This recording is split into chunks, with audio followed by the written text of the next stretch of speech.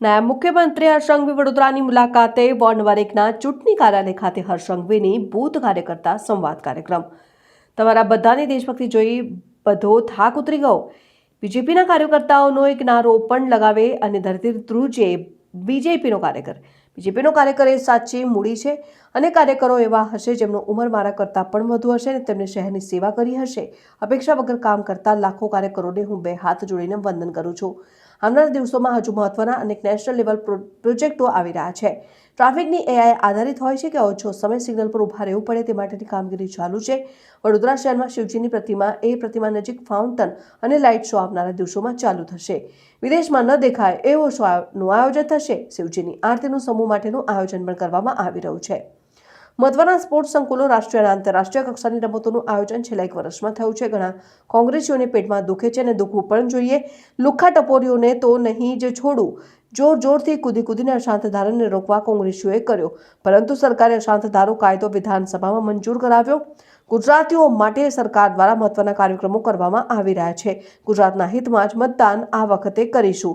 ગુજરાતના નાગરિકોને બદનામ કરનાર લોકોને એક બાદ એક નાબૂદ કરી દઈશું।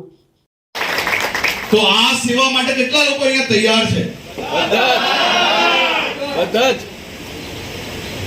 વડોદરા શહેર હોય, રાજ્ય હોય કે દેશ હોય, જ્યારે આટલું મોટું સમાજ જીવન વડોદરા શહેરની અંદર રહેતું હોય ત્યારે નાની મોટી સમસ્યાઓ દરરોજ આવવાની છે, પણ એ સમસ્યાથી દૂર ભાગવાવાળા લોકો આપણે નથી।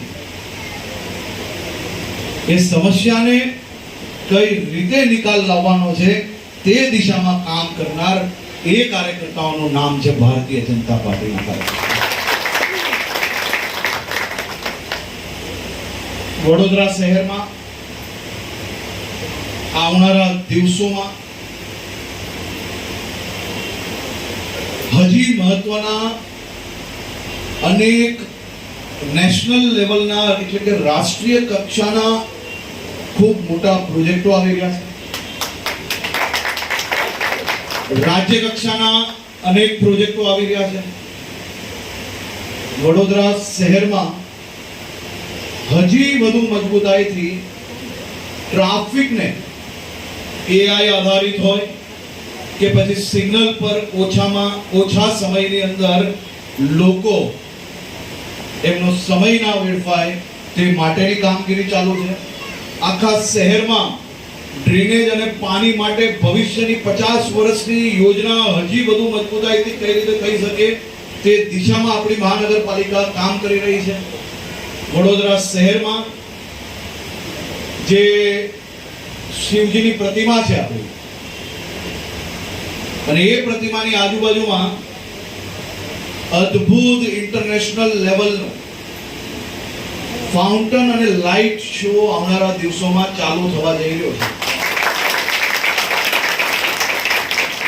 આપણા વડોદરામાં આપણા ઘરની અંદર કોઈ બી મહેમાનો આવશે ને તો હું ગેરંટી આપું છું કે તમને પહેલા એમ કહેશે કે આપણે શિવજીની પ્રતિમાના દર્શન કરવા જવા છે ત્યાં, અને તળાવે બેસીને વિદેશમાં ના દેખવા મળે ને એવો અદ્ભુત લાઇટ અને ફાઉન્ટેન શો જોવા મળશે। અને એ ફાઉન્ટેન શો ની જોડે સમૂહ શિવજીની આરતીનું જે આયોજન થઈ રહ્યું છે, દ્રશ્ય આખા વડોદરા વાસીઓના મનની અંદર કોઈ બી નાની મોટી ચિંતા હશે એ ચિંતા દૂર કરી લે એવી અલૌકિક આરતીની વ્યવસ્થાઓ બી આવનારા દિવસોમાં આ જ પ્રકારે